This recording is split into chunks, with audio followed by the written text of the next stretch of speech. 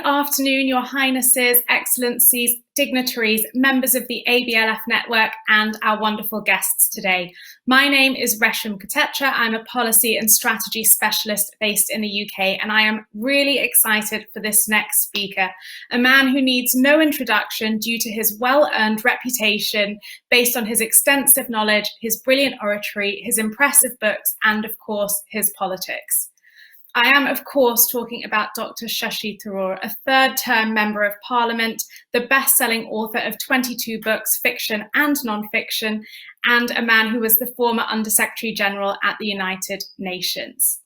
So, Shashi, thank you so much for joining us today. I'd like to start us off with a question about the state of the world economy today. And do you think that economies in South Asia that turned to globalisation around 30 years ago may start to shift towards trade protectionism, or do you think they'll be able to find the way to balance self-reliance and multilateral cooperation?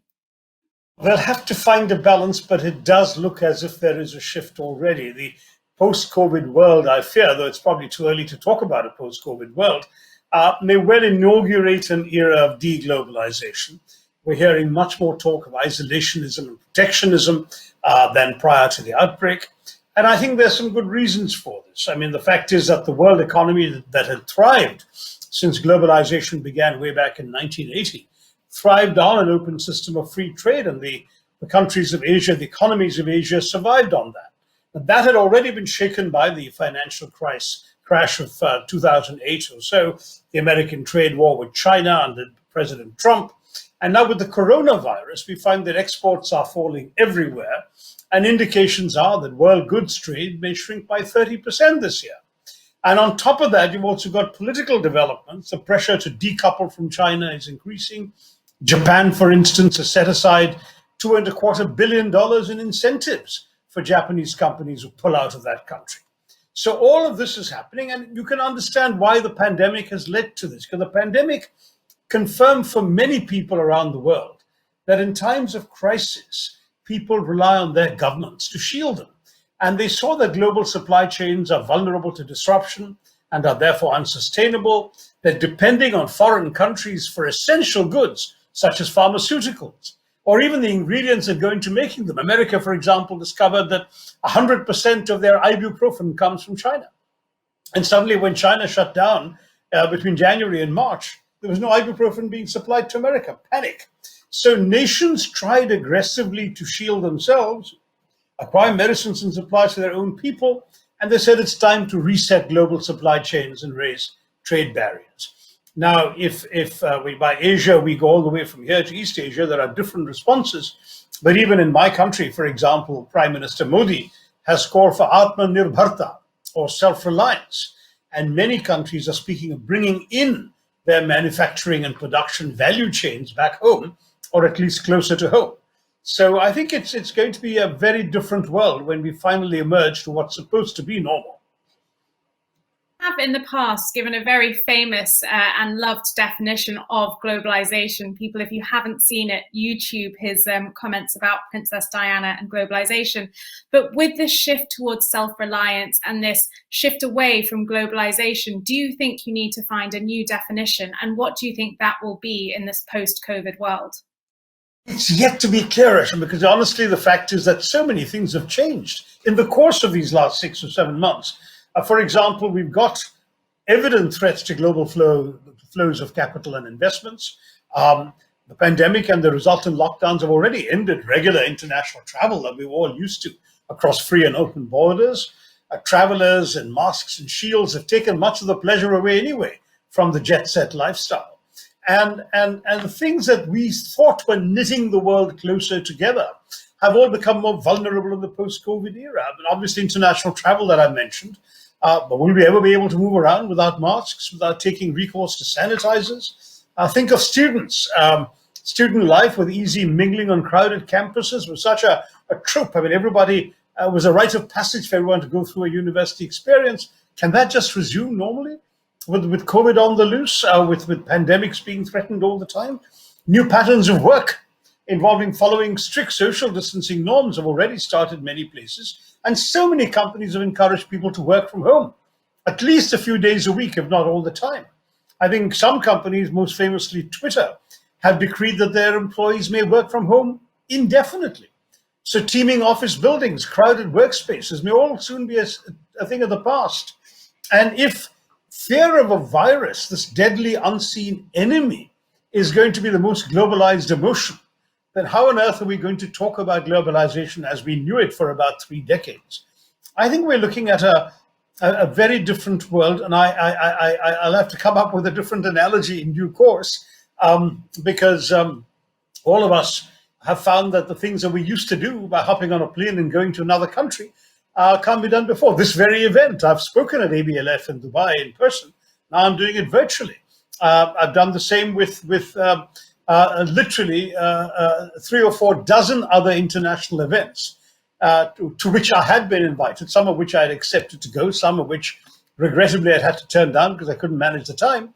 And suddenly everything piles back on me virtually. And here I am plugged into the world from here. And in some ways, that's greater connectivity. You can do more things without moving. But that lack of movement is also going to change how we experience globalization, if at all that word is relevant anymore. Picking up on that, you talked about technology, and I know you've spoken in the past about a paradox in a globalized world of convergence and divergence, the technology that brings the world to us in our hands or on our tabletops and pulls us together, and the divergence, the terrorism and the conflict. And how do you see COVID exacerbating that? How do you think geopolitical relations will need to evolve around this virus if it is something that's here to stay?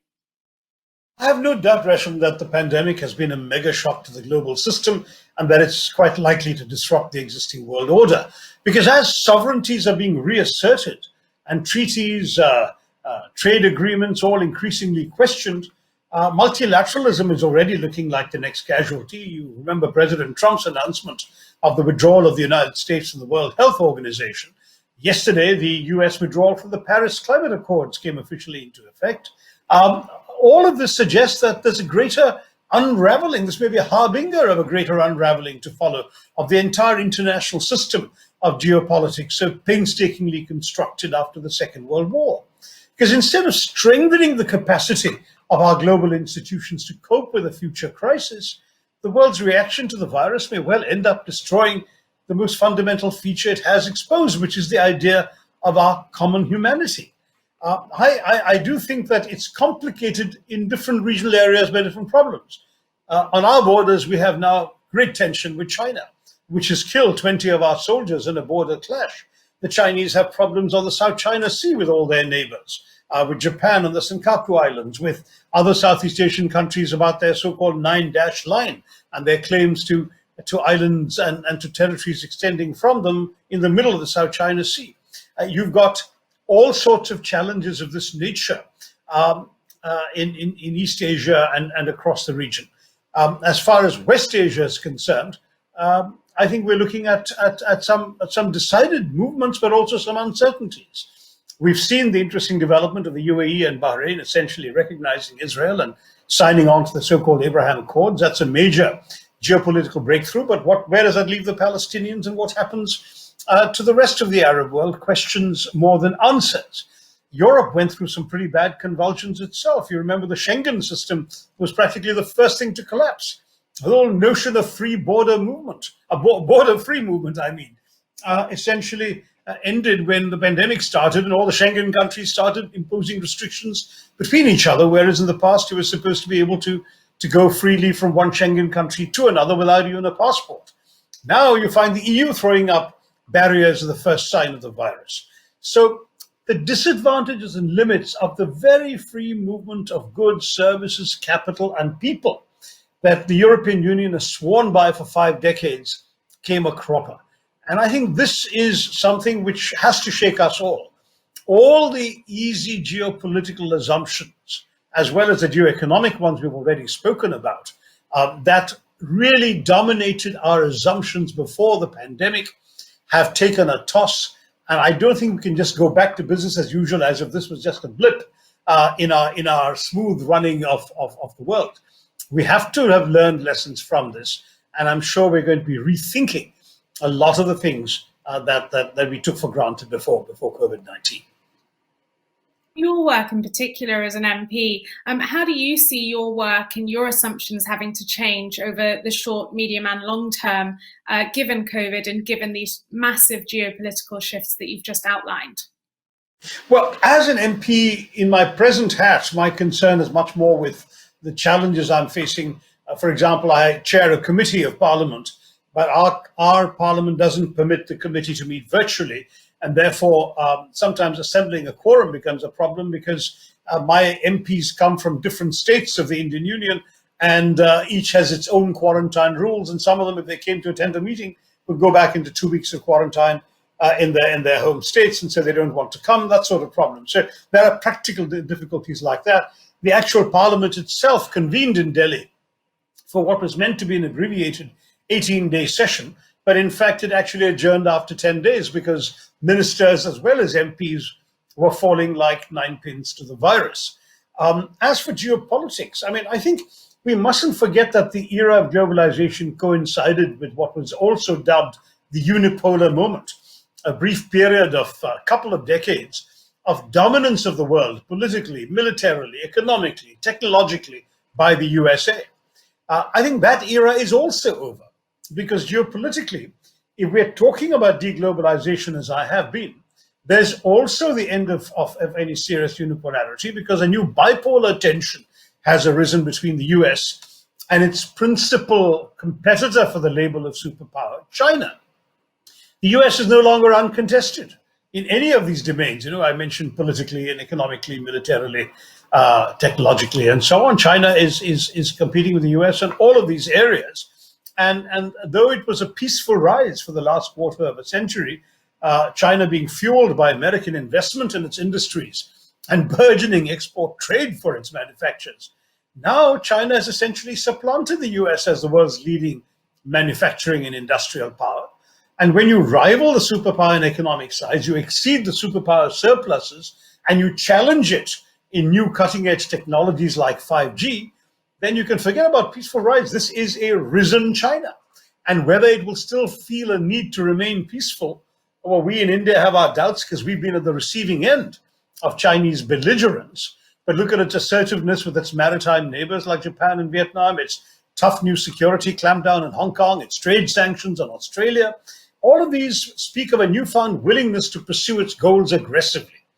And I think, therefore, the world that we will be dealing with from the Indian Parliament is going to be a very different world. I think the trends we've been talking about for the last 15, 20 minutes are all trends that have shaken the foundations of the old world order, the 75 years. I actually co-authored a book at the beginning of the year called The New World Disorder. And I think that pointed to a number of the trends, both the assertion and rise of certain national sovereignties and the limitations of capacity of the international system to deal with them. And those trends we pointed to in January have actually become all the more apparent thanks to the pandemic. So my own view is that the post-COVID world, whenever that comes into being, is likely to bear the imprint of this disaster in changes that may turn out to be even more far-reaching than we can anticipate today.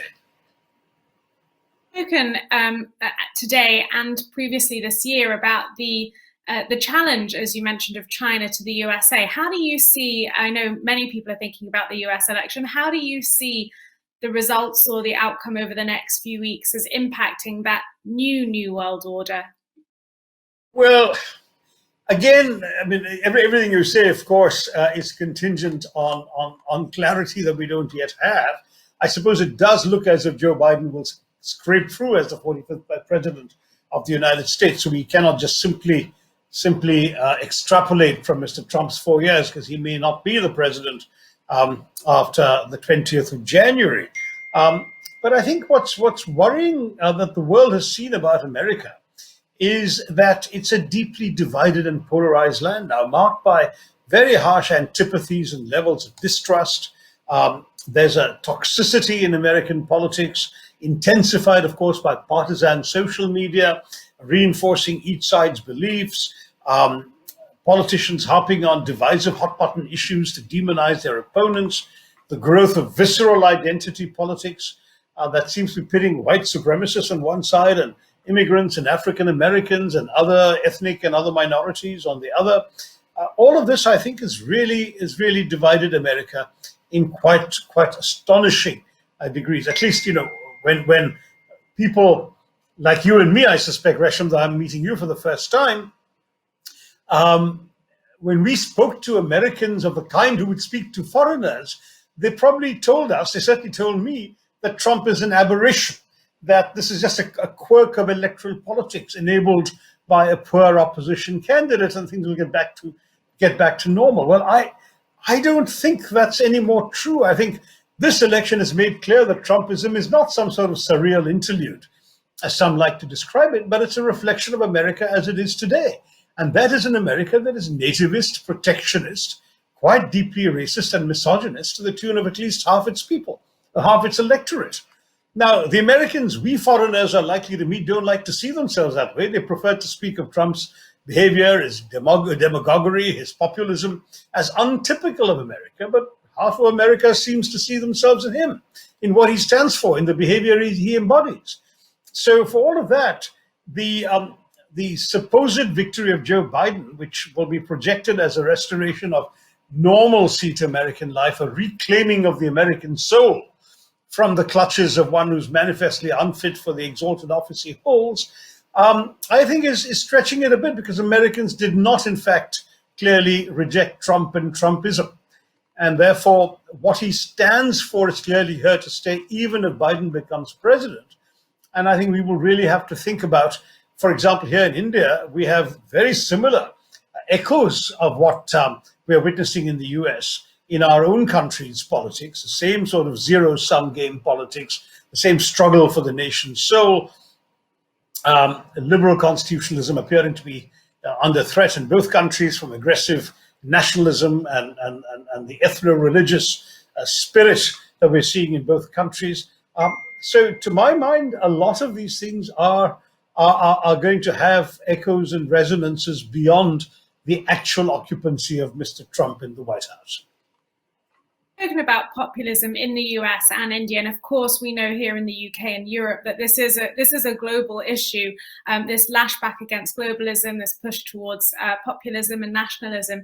Do you believe this is cyclical, that this is something we expect to ebb and wane over several decade cycles, or is this something that's a relatively new concern that we have to tackle?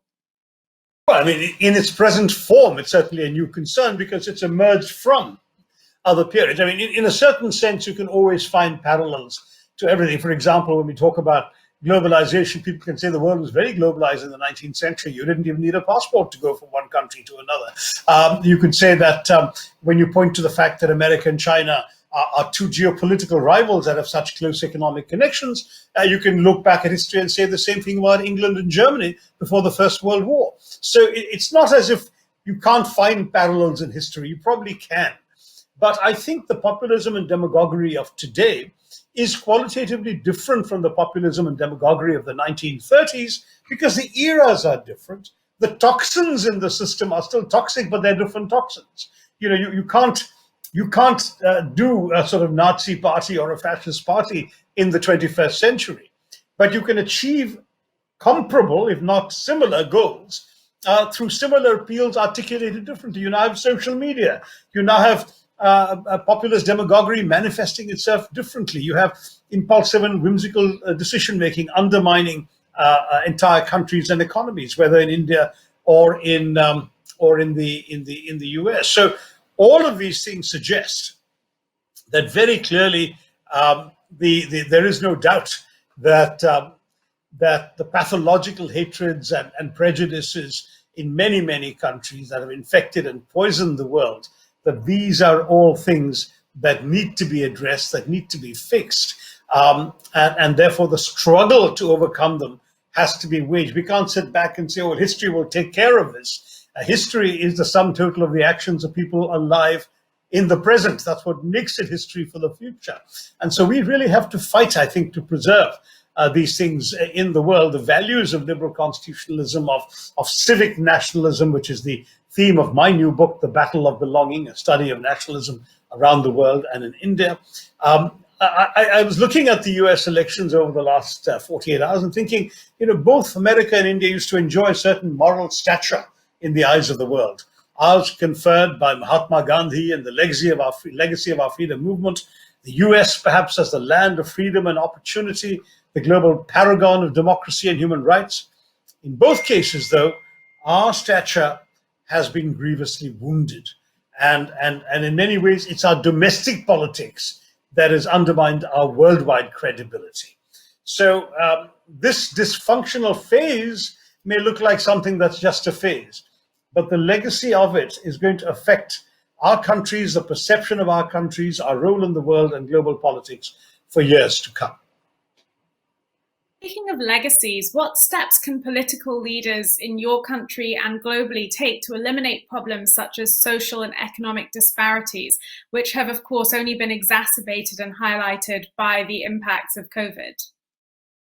Well, it's undoubtedly clear that we are looking at a world of great inequalities. I think this is not something that is new.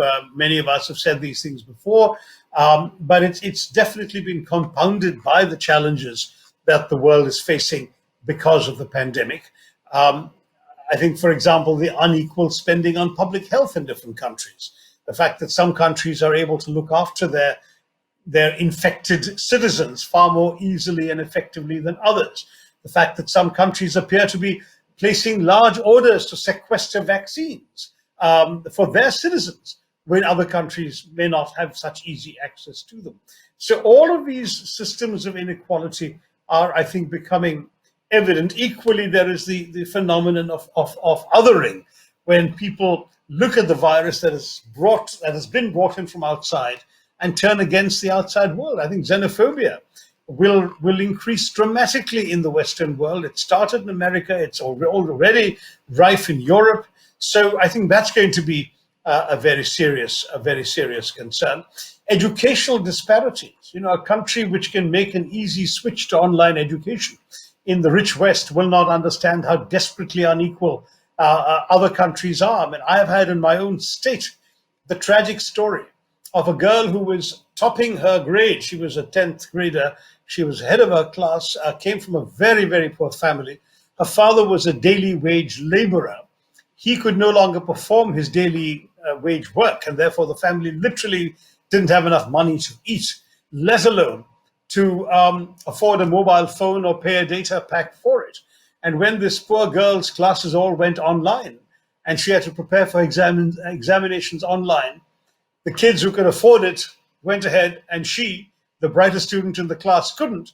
And in despair, she committed suicide. This became a major story in my country, in my state. And we certainly hope it'll never happen again. And obviously, this is something we really have to focus on addressing this kind of problem. But it's the kind of consequence of inequality that people are not, unfortunately, adequately aware of. So all of these things, there's so much more we can talk about, but I know we're running out of time. All of these things point to the challenges facing the world. We need economic revival, because obviously it's only an economic revival within countries and between countries that will make it possible for people to have jobs and work and income and salaries and so on. But we have to understand that we're doing so in a world in which I believe something like 10% of the population controls 80% of the world's wealth. And in that kind of world, some people are going to find it very difficult to catch up with the challenges of the post-COVID era. And finally, I know you have to go. Thank you for sharing, because that was, a devastating reality of what life is like for those without the means to support themselves at this really difficult time. With a lot of countries looking favourably at India as the next big manufacturing hub, how do you see the economic revival being driven both within India and out, especially given the inequalities that have come to light over the last 8 months? Right. So, India obviously hopes it's going to be part of the solution. Right now, it is actually a poster child for the problem, because we have record levels of unemployment and our economy has taken the worst hit of any major economy. We're the world's fastest growing major economy for a while, then yielded first place narrowly to China. Now we are the only economy which has taken a 23% crash in our GDP growth in the first quarter of the fiscal year. It should get better as some sort of revival appears to be beginning. But when it does, and when we are able to get back in stride, we do have an awful lot to offer, including, very bluntly, the fact that we're not China, which many countries are leery of after recent geopolitical events we've talked about. So in those circumstances, I do hope that the sort of churning of the oceans, to use an Indian metaphor, samudra manthan, that has happened in geoeconomics and geopolitics will spill some nectar our way, that we will have companies that want, for example, to be less dependent on China, countries that want to be less dependent on China, being willing to relocate in India, yes, also to Vietnam and Indonesia and other places, but some to India, to rely on the availability of vast numbers of skilled, qualified labor, and at the same time, a real hunger for results, because Indians know that they're competing in a very crowded marketplace and with large numbers of people, and that drives an urge to get things done and move on. So my own hope is that India will indeed offer some of the manufacturing solutions the world is looking for. I don't think we're going to be to the world tomorrow what China was to the world yesterday or in the 1990s, but I do think that we can be far more of a player in the new, revised, reset global supply chains in the post-COVID world. Of course, we'll have to demonstrate it by our own performance, and I think this is very much on our minds and on the agenda of the government in India today. As ever, you were absolutely fascinating. I know I could speak on behalf of the whole audience when I say we could listen to you for the rest of the day, but I am very conscious you have to leave us. So thank you so much for your insights and for your time today. We really appreciate it. Thank you, everybody, for watching. If you have been sharing anything on social media, please remember to use the hashtag ABLFcity. And if you would like to go to the Zayed Congress Center, you'll be able to watch the closing notes now. If you are unable to watch the start or middle of this brilliant session with Shashi Tharoor or any of the other sessions from today, please don't worry, you can watch them all on catch up. And if there is anybody that you would like to hear from in a future ABLF session, then please do get in touch with us and we will do our very best to get these leaders for you. Thank you once again for joining me and the ABLF for these brilliant sessions. Thank you to Dr. Tharoor for your time, and thank you all for watching and for sharing your questions.